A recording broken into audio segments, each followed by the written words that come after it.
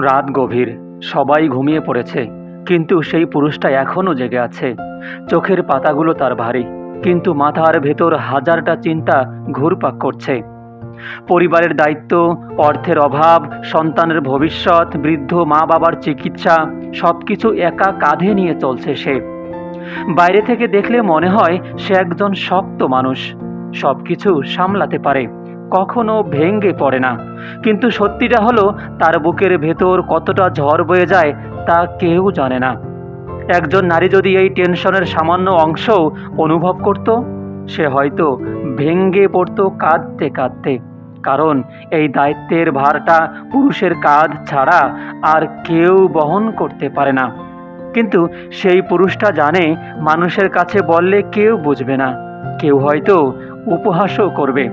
তখন সে মাথা উঁচু করে আকাশের দিকে তাকায় আর বলে, হে আল্লাহ, তুমি ছাড়া আমার আর কেউ নেই, আমি ক্লান্ত, আমাকে তুমি সামলে নাও। আর আল্লাহ বলেন, যে ব্যক্তি আল্লাহর উপর ভরসা করে তার জন্য আল্লাহই যথেষ্ট।